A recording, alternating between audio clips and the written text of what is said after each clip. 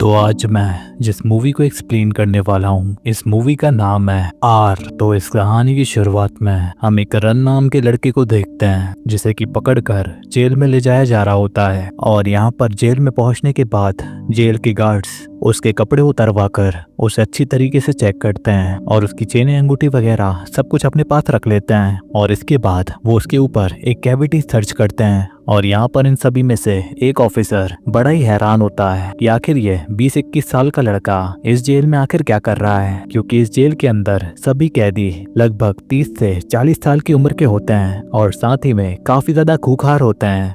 लेकिन इतनी सारी चेकिंग होने के बावजूद रन यहाँ पर अपने मुंह से एक आवाज भी नहीं निकालता, जैसे कि मानो वो बस अपने सेल में जाने का वेट कर रहा हो। अब अपने सेल की तरफ वो जाते हुए देखता है कि ये पूरी जेल 4 फ्लोर्स में डिवाइडेड है और अलग अलग कैदियों को अलग अलग फ्लोर पे रखा जाता है। जो जितना ज्यादा खूंखार होता है उसे उतनी ही ऊपर की फ्लोर पे रखा जाता है। लेकिन यहाँ पर ये लोग रन को सबसे नीचे वाली फ्लोर पे ले जाता है। अब यहाँ पर रन को आए हुए कुछ ही मिनट हुए होते हैं कि इतने में बाकी के कैदी आकर उसे परेशान करना शुरू कर देते हैं। और यहाँ पर नोएल नाम का कैदी, जो कि यहाँ पर काफी पुराना है, जब वो देखता है कि रन तो सिर्फ एक बच्चा है, वो जल्दी से जाकर के उसकी बेडशीट चुरा लेता है। और जब यहाँ पर गार्ड्स उस बेडशीट के बारे में पूछते हैं तो तब यहाँ पर नोएल कहता है कि ये तो इसी ने मुझे दी थी। लेकिन यहाँ पर रन अपने डिफेंस में कुछ नहीं कहता और चुपचाप बिना गद्दे के बेड पे सो जाता है। जिसके बाद अगली सुबह जब वो प्लेग्राउंड एरिया में आता है तभी वहाँ पर रन के ऊपर एक और कैदी हमला कर देता है। और इनकी बातों से हमें पता चलता है कि रन ने इस कैदी के एक दोस्त को चाकू से मार दिया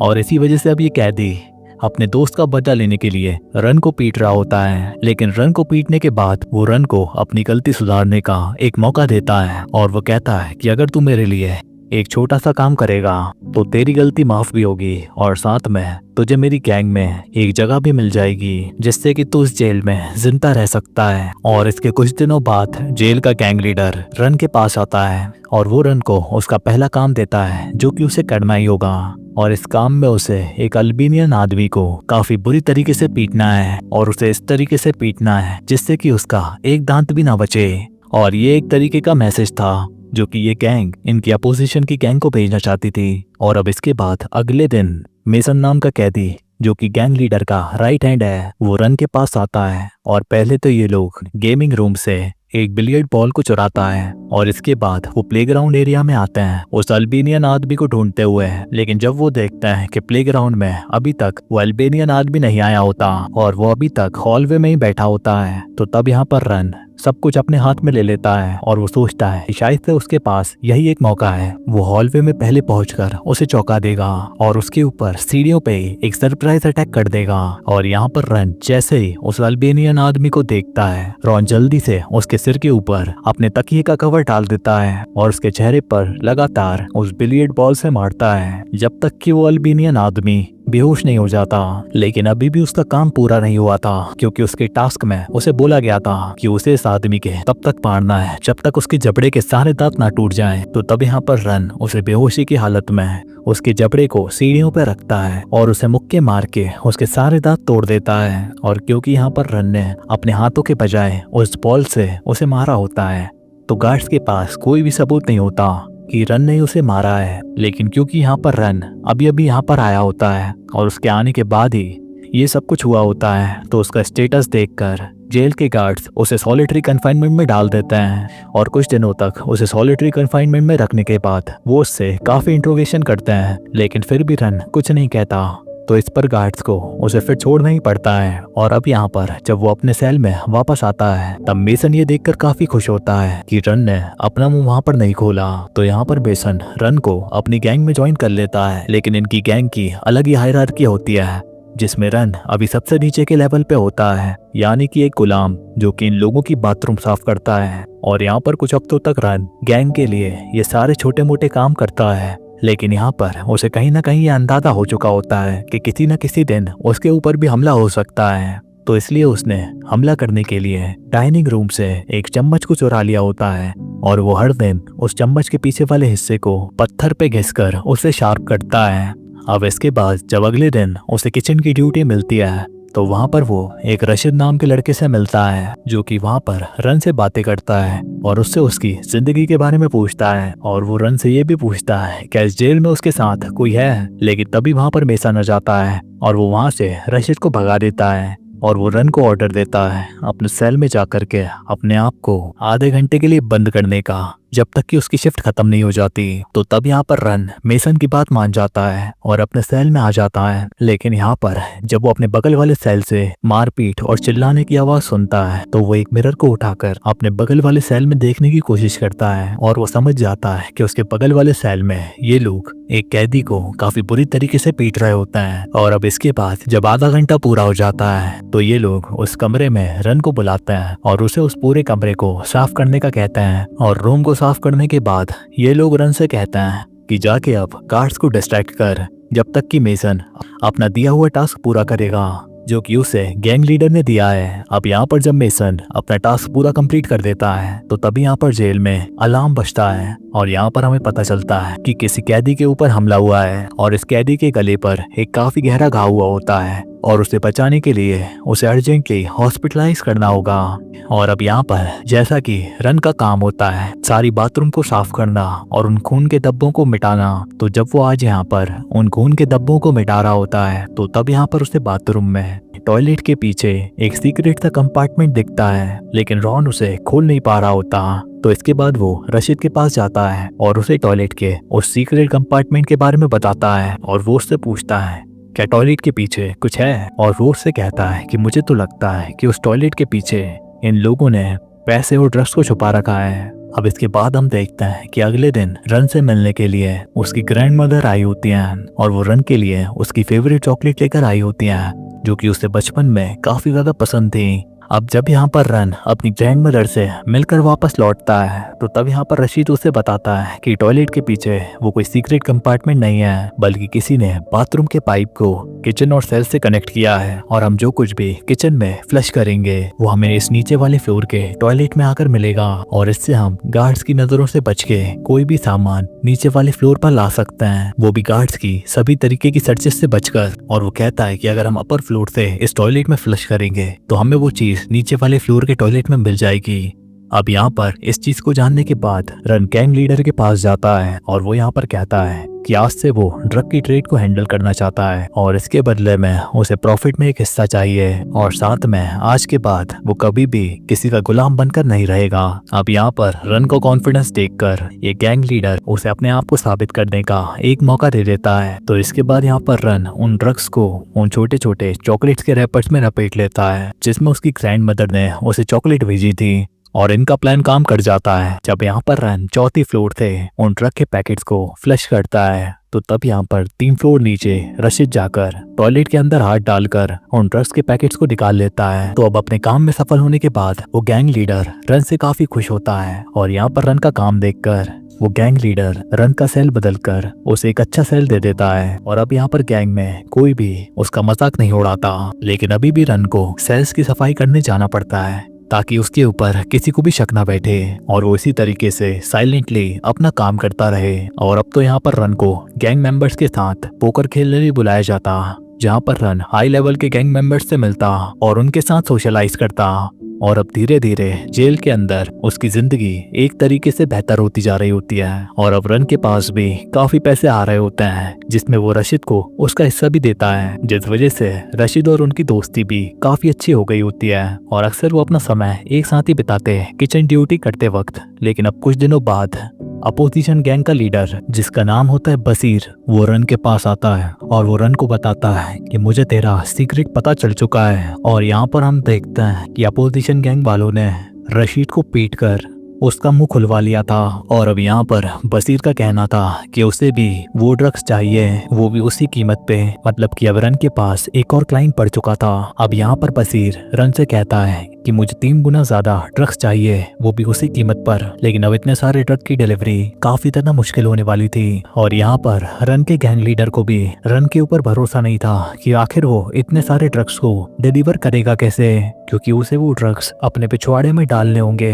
लेकिन ये काफी ज़्यादा खतरनाक भी हो सकता है, क्योंकि अगर वो ड्रग्स के पैकेट बॉडी के अंदर फटे तो रन की जान भी जा सकती है। अब यहाँ पर गैंग लीडर उसे ड्रग्स देने के लिए तो मान जाता है, लेकिन ये एकदम नामुमकिन सी बात होती है कि कोई इतना सारा ड्रग्स अपनी बॉडी में डालकर उसे डिलीवर कर सके। अब उस रात को रन उन ड्रग्स के पैकेट को अपनी बॉडी में से निकालकर टॉयलेट में फ्लश कर देता है, जो कि जा करके रशीद को मिल जाता है और रशीद जा करके उन्हें बशीर को डिलीवर कर देता है। और अब इसके बाद अगली सुबह रशीद रन के पास आता है और वो काफी ज्यादा खुश होता है कि रन ने इतनी बड़ी डिलीवरी कर दी। लेकिन यहाँ पर जब रन उससे ड्रग्स के पैसे के बारे में पूछता है तो तब यहाँ पर रशीद कहता है कि बशीर ने मुझे कोई पैसे नहीं दिए और उसने तो मुझसे कहा था कि उसकी और तुम्हारी पेमेंट के बारे में तो पहले ही बात हो चुकी है। अब ये सुनते ही यहाँ पर रन को बहुत ही ज्यादा गुस्सा आ जाता है, क्योंकि वो समझ चुका था कि बशीर ने उसके साथ धोखा किया है, जबकि उसने अपनी जान पे खेलकर उसे वो ड्रग्स पहुंचाए। लेकिन अब यहाँ पर रन के पास कोई ऑप्शंस नहीं बचे होते, क्योंकि उसे तो अब उन ड्रग्स का पैसा अपने गैंग लीडर को देना था। तो अब रन के पास जब कोई ऑप्शन नहीं बचता तो वो अपनी बूढ़ी ग्रैंड माँ को कॉल करता है और उनसे पैसे चुकाने के लिए मदद मांगता है। लेकिन यहाँ पर रन की ग्रैंड माँ काफी ज्यादा बूढ़ी होती हैं और उनके पास भी कोई सेविंग्स नहीं होती, मतलब कि अब रन को अपनी समस्या खुद ही सुलझानी होगी। अब इसके बाद मेसन रन के सेल में आता है और वो रन को समझाता है कि अब ये मैटर बहुत ही ज्यादा सीरियस हो चुका है, क्योंकि बॉस ने मुझे ऑर्डर दिया है कि जब तक तू उनके पैसे नहीं चुकाएगा मैं हर दिन आकर के तुझे यहाँ पर मारूंगा, और 1 हफ्ते में अगर तूने हमारे पैसे नहीं दिए तो हम तुझे जान से मार देंगे। तो अब यहाँ पर रन को पैसों की बहुत ही ज्यादा जरूरत होती है, तो अगले दिन वो जाकर के सीधा बशीर से अपने पैसे मांगता है। और अब बशीर के पैसे ना देने की वजह से इन दोनों के बीच में यहाँ पर लड़ाई शुरू हो जाती है। लेकिन यहाँ पर बशीर और उसके आदमी रन को काफी बुरी तरीके से मारते हैं, जिसके बाद गार्ड्स आकर के इन्हें रोकते हैं और वो बशीर को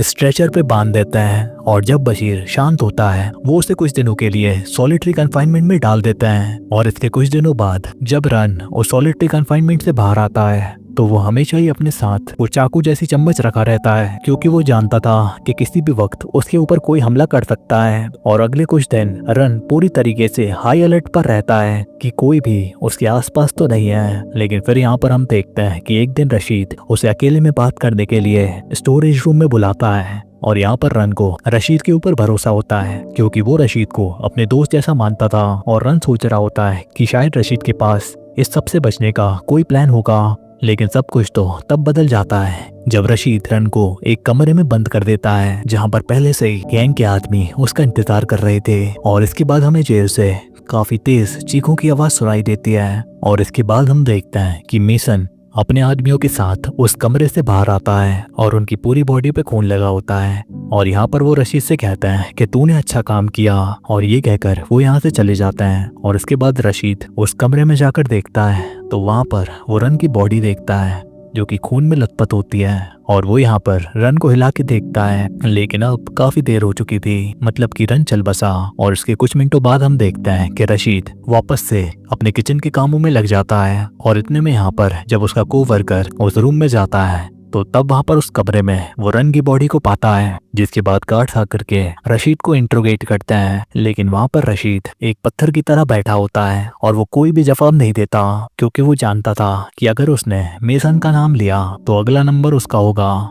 और फिर उसी शाम मेसन रशीद के पास आता है और वो रशीद से कहता है कि अगर तूने आज जो कुछ भी हुआ उसके बारे में किसी को भी कुछ बताया तो मैं तेरे ऊपर खौलता हुआ गरम तेल डाल दूंगा। लेकिन यहाँ पर रशीद पहले से ये जानता था कि चीजें कैसे काम करती हैं, इसलिए वो चुप रहने का ही डिसाइड करता है। और अब यहाँ पर जब रशीद अपने ब्लॉक में वापस आता है तो यहाँ पर बशीर रशीद को कॉन्ग्रेचुलेट करता है उसके काम के लिए। और वो कहते हैं कि अब इसके इनाम के तौर पे तुझे हम सबसे इज्जत मिलेगी। और इसके इनाम पे तौर पे सब यहाँ पर रशीद की इज्जत करते हैं। और अब यहाँ पर रन के जाने से रशीद रन की जगह ले लेता है। लेकिन जैसे जैसे बशीर के ऑर्डर्स बढ़ते जा रहे थे तो तब यहाँ पर रशीद भी उन ड्रग की डिलीवरी के मेथड को और अपडेट कर देता है। और इसके बाद एक दिन रशीद से मिलने के लिए उसकी माँ और भाई आए होते हैं। और रशीद की माँ यहाँ पर कहती है कि उन्हें काफी ज्यादा दुख है कि उनका बड़ा बेटा यहाँ पर जेल में है। और यहाँ पर रशीद की माँ रशीद को समझाती है कि सही काम करना कितना ज्यादा जरूरी है, और वो रशीद को अमन के रास्ते पे चलने को कहती हैं। लेकिन यहाँ पर रशीद के साथ अभी तक जो कुछ भी हुआ होता है और उसने जो कुछ भी किया होता है वो अब उसे सह नहीं पा रहा होता और वहीं पर रोने लगता है। और वो यहाँ पर अपनी माँ से कहता है कि माँ, मुझे अंदर ही अंदर मेरा गिल्ट खाया जा रहा है और मैं वो सब चीजें नहीं करना चाहता। अब इसके बाद उस रात रशीद ही डिसाइड करता है कि अब वो सही रास्ते पे चलेगा। और अब यहाँ पर जब रात को सभी कैदी सो रहे होते हैं तो तब यहाँ पर वो हेड गार्ड को बुलाकर हेड गार्ड से कहता है कि वो मॉस्क में जाकर प्रे करना चाहता है। और जब रशीद वहाँ पर अकेला होता है तब वो गार्ड्स को वो ड्रग्स दिखाता है और वो बताता है कि वो जानता है कि कैसे पूरी जेल में ये ड्रग्स सप्लाई होते हैं और वो इन्हें सप्लाई करने की पूरी प्रोसेस उन्हें बता देगा और जो भी इन सब में मिले हुए हैं वो उनका नाम भी बता देगा।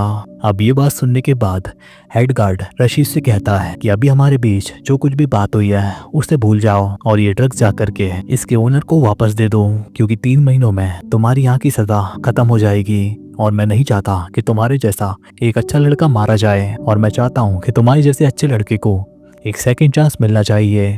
अब यहाँ पर गार्ड की अच्छाई देखकर रशीद गार्ड को ये भी बता देता है कि रन की मौत के पीछे कौन कौन लोग थे और रन आखिर कैसे मरा। और इसके बाद रशीद प्रेयर करके अपने सेल में वापस लौटता है। लेकिन अब यहाँ पर सारी चीज हेड गार्ड के ऊपर होती है कि आखिर वो रशीद की इंफॉर्मेशन से आगे क्या करेगा। और इसके बाद हम देखते हैं कि अगली सुबह बशीर अपने ड्रग्स को लेने के लिए रशीद के सेल में आता है, जिसके बाद रशीद उन ड्रग्स को बशीर को दे देता है। लेकिन इसके ठीक बाद बशीर, जिसने कि अपने मोजे में पत्थर भर रखे होते हैं, बशीर और उसके आदमी वो उन पत्थरों से रशीद को काफी बुरी तरीके से मारते हैं और इसके बाद वो रशीद के ऊपर खौलता हुआ गर्म तेल डाल देते हैं। और जब यहाँ पर रशीद की चीखें सुनकर गार्ड्स वहाँ पर पहुँचते हैं तब तक तो काफी देर हो चुकी थी और मूवी के आखिर में हम यहाँ पर रशीद की चीखें सुन पा रहे होते हैं, जो कि हमें जेल के अंदर की निर्दयी स्थिति को दिखाती है। और ये चीखें हमें याद दिलाती हैं कि जेल के अंदर की दुनिया इतनी ज्यादा बेरहम है। और इसी शॉट के साथ ये कहानी यहीं पर खत्म हो जाती है। तो कैसी लगी ये कहानी कमेंट में जरूर बताना। मैं मिलता हूँ आपसे एक और नई कहानी के साथ, तब तक के लिए goodbye, bye bye, tata, sayonara.